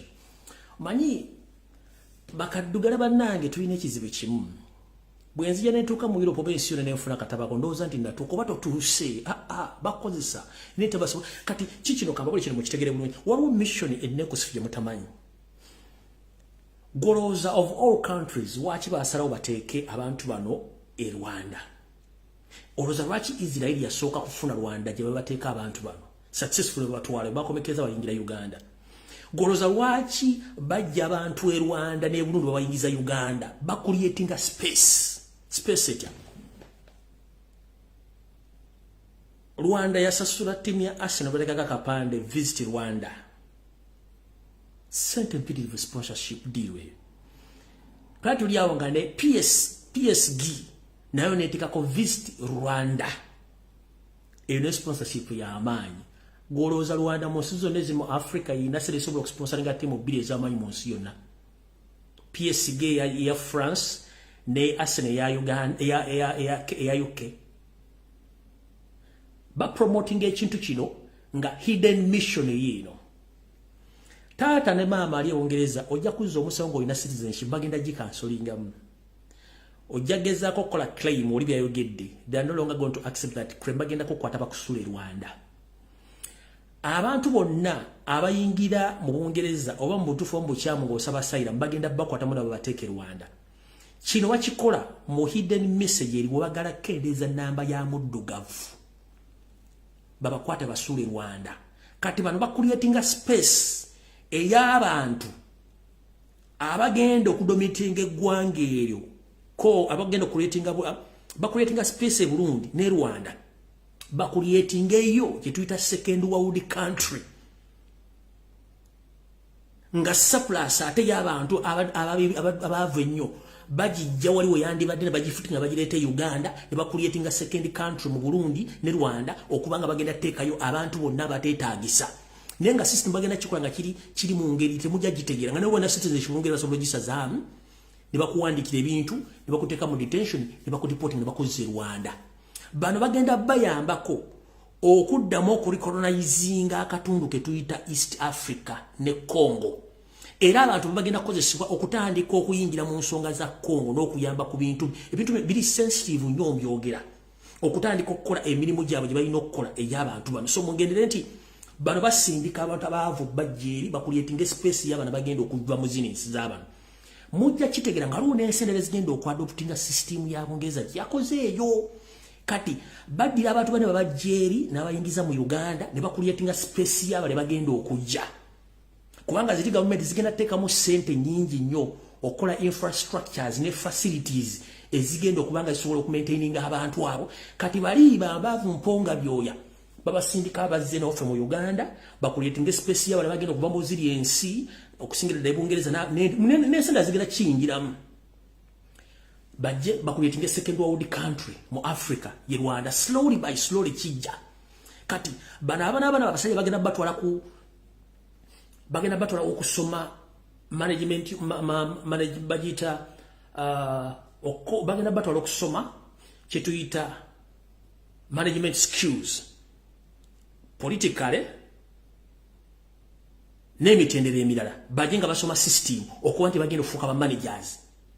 In the coming future mujja kulanga eggwanga Burundi Rwanda ne basuubira okukola Congo ebintu bye bitambula bulungi nnyo bidevelopinga bulungi nnyo naye nga surplus yenna kasasiro ayibwe n'offe Uganda. Kati ffeno tubeere mu chaos ng'ate over resources part of the resources zigenda okuzimba ensi ziri. Oba bw'ofunye bulungi nnyo kiringa bw'onoga nti omwenge bagusengejje mulimu super mulimu lejula mulimu n'ebirala. Sooka weebuuze lwaki Israel bwe yasooka okukwata aba Ethiopia bonna yabayiwa Rwanda. Bungereza yakutte bano. Gwe weebuuze ani akwata ssente ziwa Rwanda sponsoring team ezobbiri bwiro position ngobonere Arsenal ne PSG. It's a process kyemutamanyi bagezaako kukendeeza namba ya muddugavu mu nsi zaabwe kigenda kujjanga bakikola omabine ebintu byo videos zino sijja kubeera mu kyazitegeera nze roba information ejja kujja kuba temujja gitegeera abamu mujja gitegeera ngemaze okuyita bw'ojja koza ndi bungeza nakata bajja kutikka a slight mistake esasaamu empapula zonna bakutwala mu detention bakuvuga bakuzza Rwanda oba Burundi kino kibategeeza a slight mistake ku mpapula zo ejja kuvugisa bakujjete Bungereza bakuzze Rwanda we Burundi nga tebacha mumulidde nga yogera bulungi Sunaka buli kimu bakyogedde mission nene nnyo naye tubagala mu Rwanda ensi yammwe abasajja batwala buli kimu ne muganya okuteka ebintu byembaga mujja bitegeera luvannyuma nnyo mwana bagaza program tezira abantu batayira GB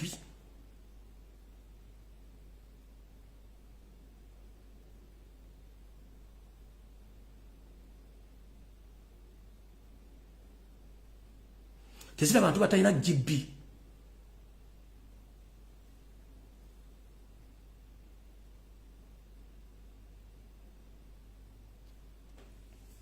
Erojja kweka nguli kimu temujja kitegeera bulungi nnyo kale n'olw'ensonga eyo ndowooza saagala nnyo baluyisa mu budde buno olw'ensonga byetu mulina bingi nnyo ebyokukola naye njagala njagala essimu 5 zokka essimu 5 zokka strictly then when najja ku Sunday egenda kubeera open discussion buli mwajja kuteesa kyayagala kati ngenda kuteesa essimu 5 zokka buli muntu osobola okubanga oyogera ensonga zo nkuwa obudde oyogere tugende mu maaso essimu yiyo strict WhatsApp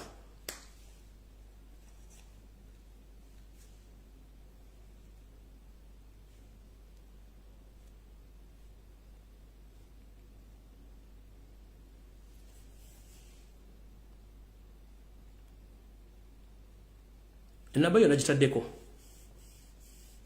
bantu 5 bokka benjagala then buli omu ayogera ensonga ze tuve wano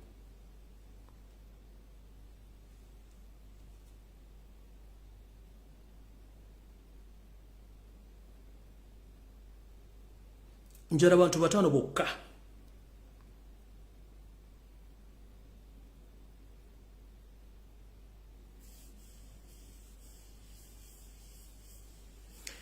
network ebadde ki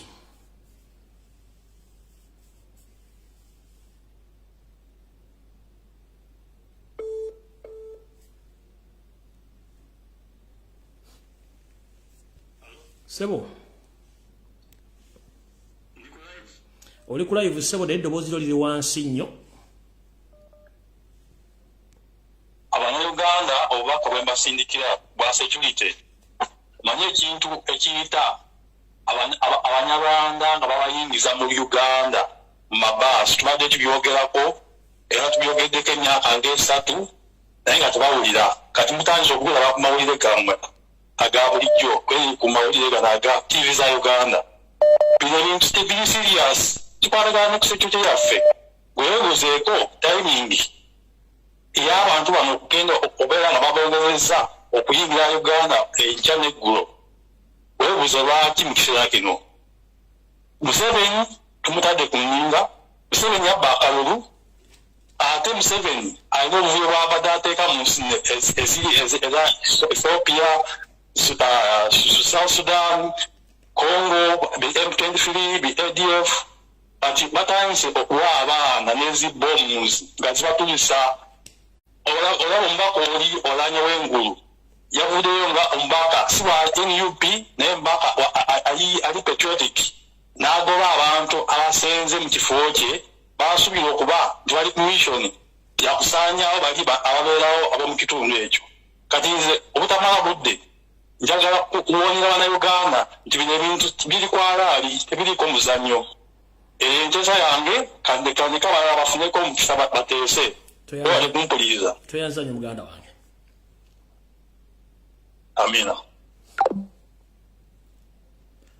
alright omukulu muwulidde bwateesezza esigadde abantu 4 simu kweri abadde bakubanga esimu ebadde ekyali bize badde sobola kukwata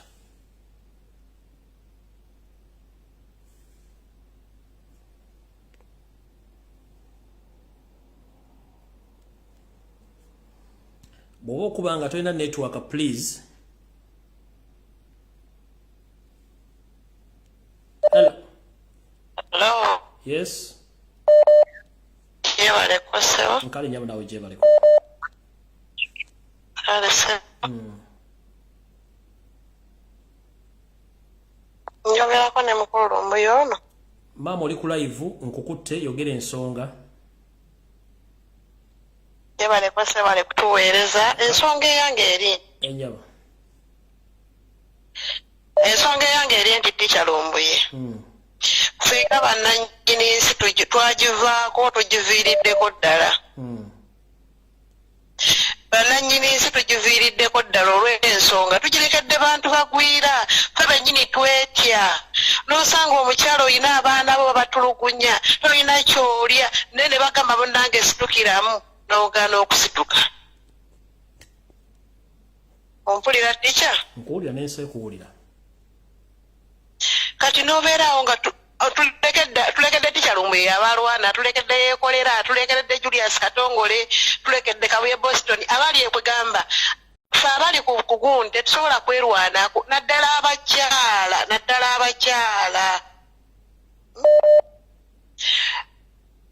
Kwegamba tubonaabona naye nga ffe bennyini abakazi ffe tubonaabona ne tetufaayo. N'ofundikira ng'oteesa otya maama? Bannange nze nteesa ekintu kimu tusitukiremu abakyala ffe tuzaala tusitukiremu abaana bennyini tubalekedde tugenda balekawa abasajja babatta enkya n'eggulu. Bannaye tusitukiremu abakyala tusituke. Kale nyabo toyanza nnyo nyabo.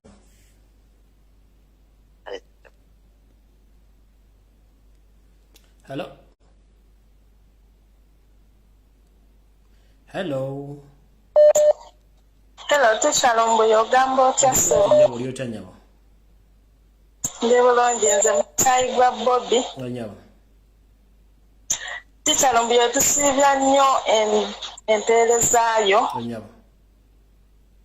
Kakati Teacher Lumbuye nze ekisookera ddala tuli mu mwaka mupya. Nyabo. Naye Museveni tumuloma asinze nnyo ekimala. Naye bwe tuteegyemu kino kugamba mbuno bwe tutakuume Teacher Lumbuye ayogera oba tukuume pulezidenti awe ekiddako tugenda sigala nga tutulugunyizibwa. Nze kyensaba nti buli omu bwe tuwulira nti no mu Central basituse ab'ejjinja basituke buli wamu tubeere nga tusituka akasajja tukasobola oba ate Uganda yakangamu ko bukanzi wano konna ne kakankana ne kasindika amagye mu Central biki. Amina n'ofundikira ng'oteesa otya? Nfundikira nga nteesa nti Abannayuganda ffenna tusituke buli omu akwate kyakwata emmundu zokka si ze zisobola okuggyako Museveni n'emiggo gisobola n'amayinja. Kale nyabo toyanza nnyo nyabo. Kale ssebo. Hello. Hello, Teacher. Jebaleko Teacher. Kale ssebo naawe jebaleko. Kale ssebo. Kati nze obulumi bwe nnina okuteesa okwange nyongera okugamba bannange tuzuukuse bannayuganda kyannaku nnyo okulaba nga abagwira batwala ensi yaffe naye nga tulaba ekisinga okunnumira ddala batta bannaffe abantu ba wano okutandikira ddala ku basajja abo bampuuga n'abantu ab'obuvunaanyizibwa bwe tulaba abasibya amataayi okulya mu nsi yaabwe olukwe ekikyatubonyaabonya wano mu Uganda oba mu Africa butamanya nkwe bunnanfuusi n'emitima emiyala egijjudde abantu abo ate ab'obuvunaanyizibwa abaana abayiyeewo omubiri tebalina bawejjere naye n'osanga abasajja abo ddala basaanyaawo Buganda bampuuga abasajja Abaganda baswaziza nnyo Buganda nze ekyo ekintu kibeera kinnuma emisana n'ekiro. Kimu kyakubiri ssebo n'ekirala eruweero wano abasajja bwa poliisi bubonyaabonya nnyo abantu batta abantu mu nkukutu babba abantu Abanyarwanda babbye ettaka wano eruweero wonna paka Nakaseke naye abantu baffe tweyanziza nnyo omulimu gw'okola okubaweereza naye tebawulira abantu baffe tunakola tutyo bazuukusa tetubeera kuzitwita gwe pato Uganda n'alabula King Asad naye munaye ate abantu bano ne bavuma buvumi ne baggwamu olw'obusente obutaliimu nsa Museveni gwabawa kati n'olw'ensonga eyo teacher nyongera okuzaabula nnyo bannayo. Hello. Hello. Kulamusiza nyabo. Mwami Lumbuye. Wanje nyabo. Nze mbadde njagala kwogerako ku mpewo naye ate mpulira kuliko omulala ayogera. Oli gwe kennyini maama gwaliko. Ssebo gyebaleko. Nkali nyabo nawe gyebaleko. Nze nsinzidde Boston, Massachusetts. Nkubye kula abantu be Boston. Enyabo. America yonna abasajja bakayita Francis Nkuusa oba wakawuliddeko. Kana akampi akalinga toyi akampi akalinga kufula eggula toyi. Kaliwa ozi project saawa zino kagenze kukola mbaga. Fafulumye bakayina Toyota oyo muganda wa Museveni. Kasajja kabi wali buli akalabako mu kaboole kabadde popular nnyo mu community naye kafuuse kantu kankwe buli akalabako America yonna kabera Boston naye nga katambula mu community yonna kati bakawadde ssente empitirivu kagene mu America buli mu state yonna gye mukalabako California, Minnesota wa mukakubire n'enduulu bamusobola kasajja ka mutawaana nnyo mukalabi Francis Nkuusa. Okay. Langa nja kuweza kifaananyi kye okamulise buli wamu buli akalabako kuba ku mutwe kasajja ka mutawaana nnyo. Kale sindike ekifaananyi mu inbox muteekeyo nga sinnebaka. Kale sebo weebali nnyo okukuweereza tusiima nnyo by'okola. Kale mabandibire bonna mu America. Amiina. Kale. Hello. Nze bampita Edgar ekizibu kyenna kiri ekizibu kimu nve namayingo naye waliwo ekigenda mu maaso mu namayingo muno waliwo bano bakundi ba crime preventions be bateekawo mu districts batufukidde ekizibu kati bali bekoza I think I can use English kubanga Luganda simanyi. You can use any language which you are comfortable with.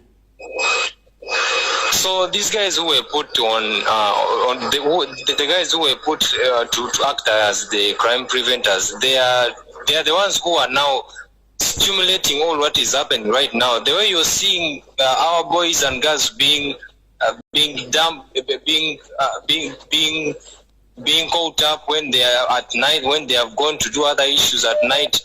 I've received some reports from my place there in Amaingo that they are just abducting some young men and women there who are supporting Noob supporters who are supporting Noob. So I don't know what's the problem, but Nanjagadde just nkutegezeeko abantu bambategeere. Kale tuyanza nyoso.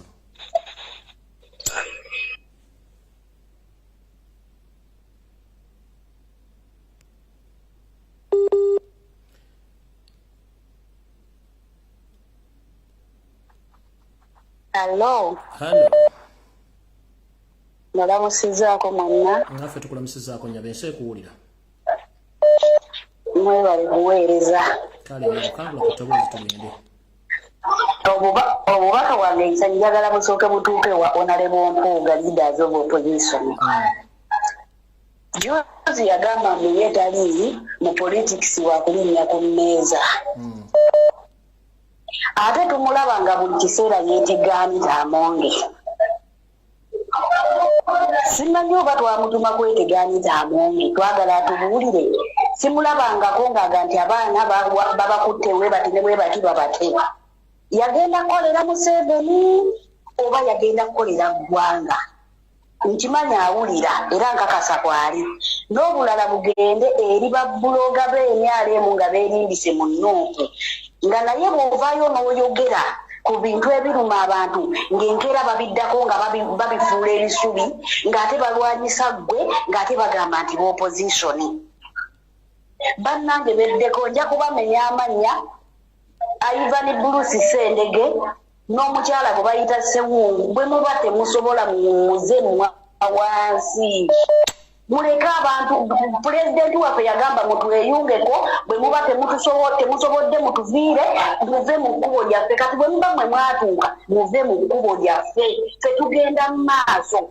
N'oyo mukulu meeya simanya ye Elias Lukwago ne Besigye bambi mutwesonyiwe mwale mwadda muve ku president waffe mwerindikako mulemesa mweyabamu muyina n'emisaayi mu ngalo abantu babalaba ne president batyebuka emitima mutwesonyiwe gogenda gwegona kumanya meya Lukwago oba kusali musalo omugenzi wa musisinkanye Magombe muwajja kuwadde sente mutwesonyiwe mutumalako mirembe era otata mbebaza mwebale nnyo mwebalire ddala otuweereza ffe tusiima tugenda mu maaso tetukyadda mabega Museveni ne bw'okola otya tugenda kubeera mu Uganda ate buli muntu yenna olabye omunalwanda omugwira ng'akusibuwanirako ddayo ejjambiya ddayo omuggo kola ekyokulwanyisa kyonna weerwaneko Mukama abawo omukisa.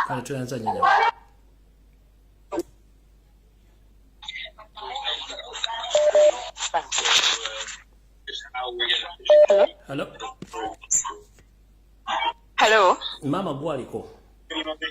Jebaleko sebo. Kale mama nawe jebaleko. Kakati sebo nkwebaza okusomesa n'abatusomesa bonna ku social media naye okwerwanako kuno tulina obuzibu nti information tulina bridge oba olutindo wakati waffe abaku social media n'abantu bawansi kyovola abambi abantu abamu ensonga tebatuukako kakati tulina okulwana nnyo ng'abalwanizi b'eddembe okulaba nti tumogola olutindo lwakwita kulumogola olutindo tulumogole nti tukosa amagezi okulaba nti information yene eva waggulu etuuka wansi ku bantu ba wansi basobole okumanya engeri y'okwerwana kyovola abantu wansi bambi tebalina kumanya bino betwogera no waggulu bikukoma eno waffe waggulu wakati awaliwo olutindo wakati waffe n'abantu b'okugurawundi nze kyeŋŋamba abaanizi b'eddembe ffena tusala amagezi gonna okulaba nti tukola olutindo olwo tulugatta okulaba nti abantu bawansi bafuna information tusobola okwerwanako tugoba olunabe. Irene Davies wane UK.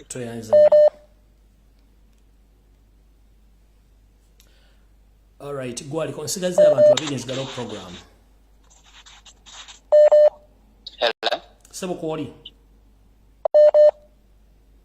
Nsanyusa okuwuliza mwami Lumbuye njagala kuwa just ka information katono nnyo zijja kwogera mannya gange n'eddoboozi lyange njalikyusa abaana abali mu Sirage South Sudan naddala abali mu Juba aba wakaifa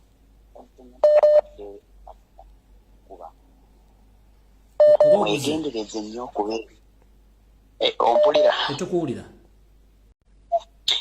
abaana bali South Sudan naddala abali mu Juba mwegendereze nnyo waliwo akasajja bakalira ka Michael kayinginiya kavuga kihari ekyavuge katera nnyo tuula mabaala ebbaala ya omutongo P wa principal wa Kampala University then waliwo n'ebbaala endala akasajja ako kasakategeera nti mulina kye mupanga kyonna nga bakupangira olukwe nga bakubuzaawo nga bakutwala eyeeyi eri aba UPDF abeefuula abakola oluguudo so enkiiko zammwe muzijje mu mabaala abaana abali e South Sudan mujje enkiiko mu mabaala mujje enkiiko mu mabaala mugende mufune bwe mutuula mutuule mu busozi mutuule mu byererezi mwogere mujje enkiiko mu mabaala neyanziza.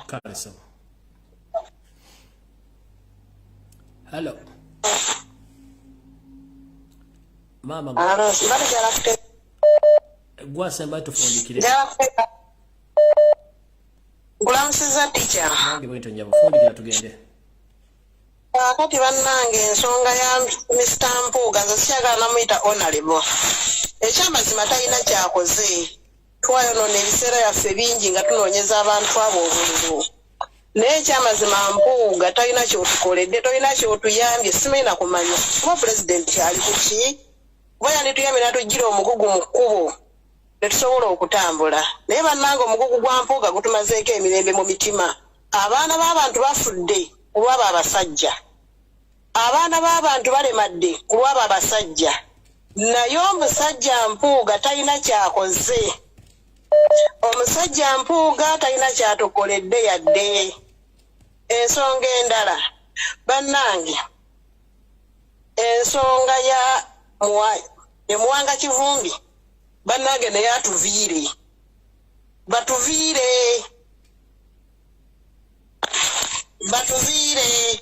abasajja abo banna DP abamu batuviire talina lwaligamba nti kakomaninga ababaka talina lwaligamba nti kanzire wansi lwomulabako abagenze gawo pikipiki kulaakulanya linnya ne lyalowoozaako kale nyabo toyanze banenze tuviire toyanze kale nyabo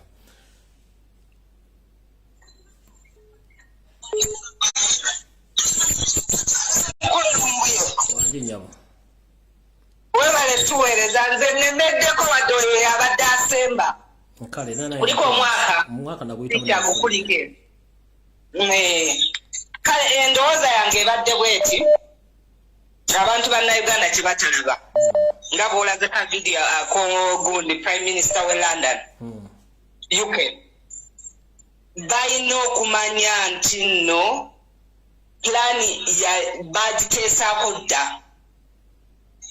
kati abagundi ba refugees babagenda okujja mu UK baali baagala bakole space e Rwanda tobola ba bus zisomba zireeta mu Uganda kakati bwe banafuna space batandika okuleeta ba refugees kati labanno Uganda bwefuuka akoononye kagundi akafo kaba okudampinga ba refugees monna abava mu African parts naye bano abava standard UK bajja kubanga UK babatwala e Rwanda eyo plani yaabwe kati ekyokubiri oyogedde ku kyaba bloggers nkutegeera tica awo ndikiriya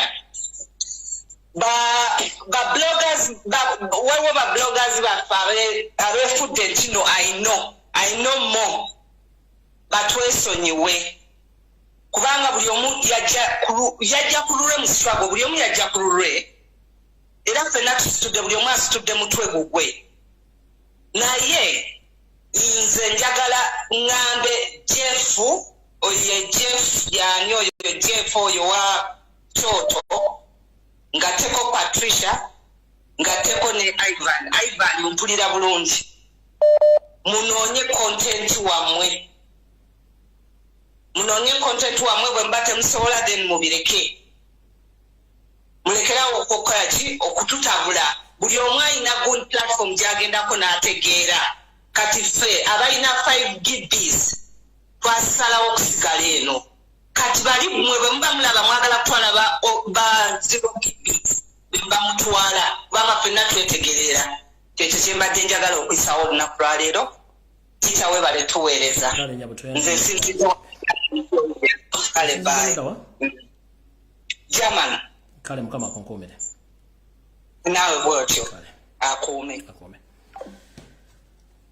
bannange sisobola kusukka wano okujjako bagamba mukama bankumire takumira mpeera byonna bimuwulidde bigambo ebyo abyesogedde nga nze bigambo byabawuliriza abalina endowooza yaabwe era ebyogedde byebakakatako nga bo ebyange mbyogedde njala kubeera mugufu nnyo byonna bimuwulidde bigambo bannayuganda abaagala enkyukakyuka bukulu waabwe so bwe bali kuwuliriza mukama bankumira takumira mpeera tujja kusinkana ku Sande ngenda nkiggulawo nga tutandika omwaka omupya ow'endowooza ku nsonga za Buganda zonna nkiddamu ku Sande egenda kubeera open discussion ku nsonga za Uganda nzigula omwaka buli omu ng'asobola okwogera ensonga ze nga bwaziraba then tutandika omwaka officially tugutandika ku Sande nga buli omu akuba essimu ku Sande oyogera ensonga zo nga bw'oziwulidde ku nsonga za Buganda zonna n'ensonga ezikolagana ku Ssaabasajja Kabaka ku Sande nze ngenda bbawa eddiyo buli omu ayogera ensonga ze aziguse bulungi ku Sande strictly sigenda kubawa information yonna egenda kubeera open discussion ku nsonga za Kabaka n'Obwakabaka Buganda gye munagattako ebo mwenengera gamba open discussion yammwe ku Sande strictly sigenda kubawa information yonna kiddamu ku Sande gye lwebaza abaddeko olwali mukama 20 mpeera olunaku olulungi mweraba